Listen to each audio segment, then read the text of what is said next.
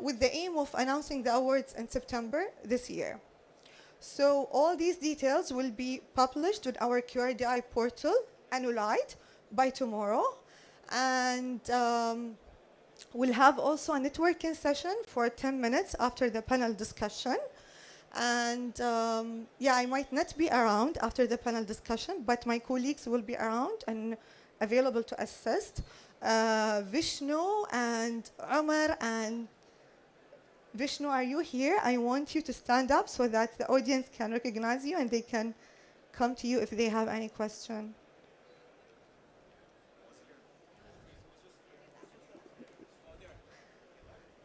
Umar Bazian also is another, he's part of the team and he will be around to assist. Vishnu is here. Umar Bazian is here. Abdul Haq as well. So those are the people whom you can reach to if you have any question about the grant. And yeah, we'll also be available online if you have any questions about the grant. And yeah, it's now the time to kick off the panel discussion. I'll hand it over to Umar Bazian, who will be the moderator, and he will introduce our panelists and kick the discussion off. Thank you so much.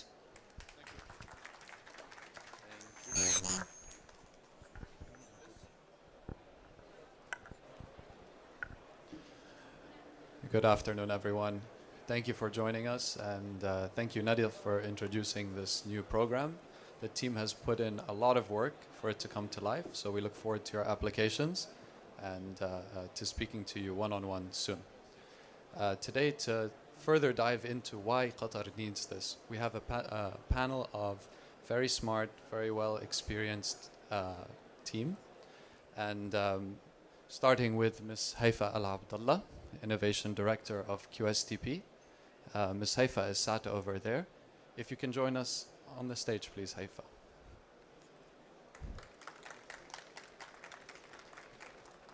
Following, we have Dr. Samir Ahmed, part of our startup ecosystem and a recipient of our grants. So, Dr. Samir. And finally, Celia, if you may join us on stage. Celia is with us as the Head of Innovation and Entrepreneurship at UDST. So, welcome, panelists.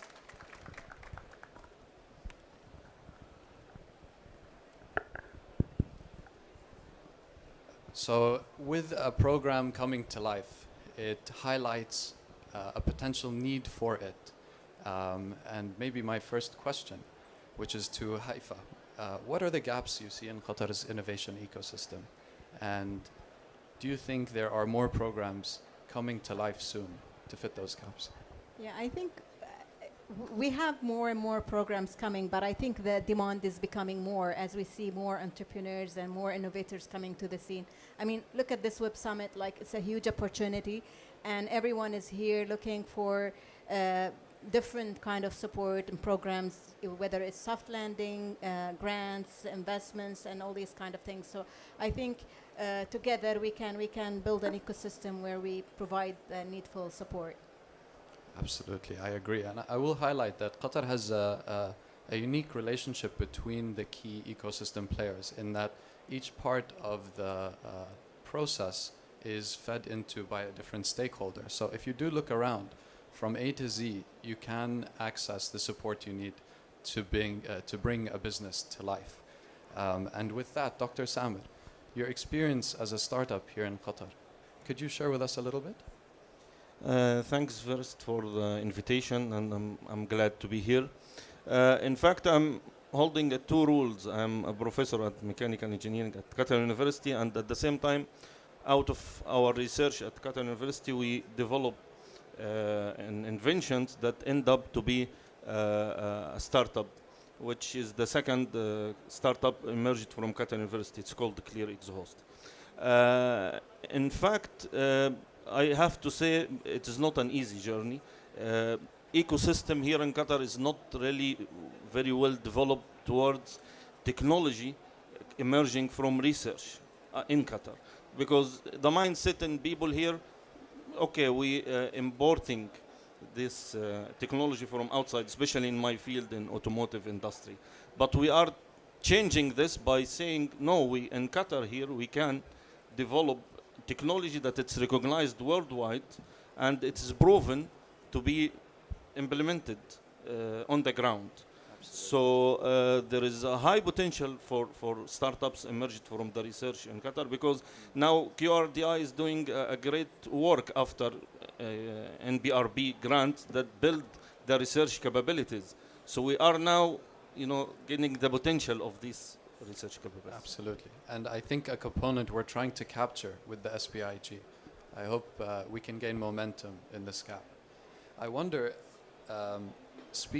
leading off your comment, what advice would you give to a startup here in Qatar? Maybe from navigating regulatory policy or engaging the ecosystem itself. Are there any pain points that you can share with the audience today for them to avoid? From the academic point of view, usually we do research just for scientific reasons to publish papers.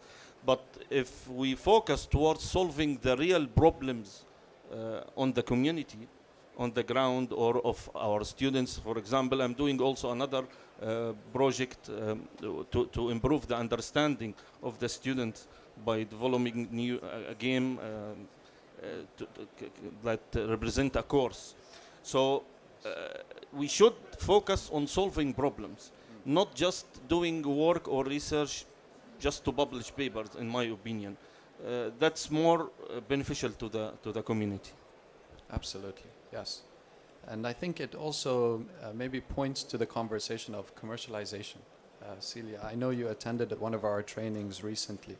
Can you speak to potentially the use of grants and funding to enable university researchers to commercialize their work? Of course. So first of all, thank you for having me. Thank you. I'm super excited. Congratulations for the launching of this fund. I don't think that I could be any happier about this fund.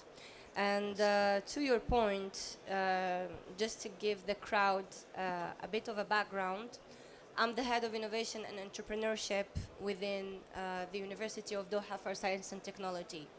I know that's a big title, but long story short, we have a university-based incubator that does exactly what the question is about: turn ideas into marketable products. So to add into Dr. Samer's point, it's very important to distinguish between funding research for, let's say, for the sake of research, to test ideas, to explore new horizons, and funding research for commercialization. I believe funding is crucial but substantial, and actually can make the difference between having an idea succeed or fail. Because if you have an amazing idea, if you do all the steps, but if you don't have the funds to take it to the next level, it's just going to die. So I believe that funding can decide the fate of the idea, despite the fact, even if you do all the steps right, even if you do your market research correctly, even if you do your customer validation correctly, even if you follow all the steps right, but you don't have the funds to go to the next level, you will not make it. So fundings for ideation to commercialization are actually the unfair advantages. Yes, absolutely, and very well said. It leads me to the thought of Saifa. What does your institution currently support startups? So we at Qatar Science and Technology Park, we position ourselves as a hub for innovation within the region. So we provide the support for young entrepreneurs at the idea stage through our accelerator program. Then we have an incubation center where we give young startups the opportunity to establish their presence and their home business in Qatar with the guidance, mentorship, and the support they need. Of course, part of that is connecting them to the other stakeholders, whether they need business connections, they need connections to obtain grants or investments through other investors. Another thing that we've launched also, like trying to attract multinational companies, is what we call the Global Innovation Link, where we're trying to bring companies from outside Qatar to establish their R&D centers here in Qatar. And we help them also with different kind of talent access, access to funding agencies, access to business connections. And we've seen a lot of them piloting their products already within different stakeholders. Like, for example, we have the autonomous vehicle just piloted with Hamad International Airport. Well done. Yes. Fantastic. And I wonder, other than maybe funding we mentioned as a barrier, in your experiences, is there another that startups should be aware of coming into it? I think, like as Selena mentioned, like financing and funding is key. But aside from that, I believe mentorship is also important. And this is one of the things that we're trying to provide, because nobody wants to go through a journey that blindly, like, you know, startups, entrepreneurs. And that's the beauty of having a community within the Science Park, where you actually connect with other people, learn from each other, and get access to mentors who can give you the right support and guidance through your startup journey. Because, you know, it's hard to establish a startup. This is what I always say. But when it comes to technology startup, it's just even more challenging, especially if it involves R&D and commercialization. The journey gets longer, and it's hard for you to pursue. Yes, very fair and well said. And I wonder, Dr. Samir, do you have experience working with universities and research, specifically with Clear Exhaust? What was your experience there?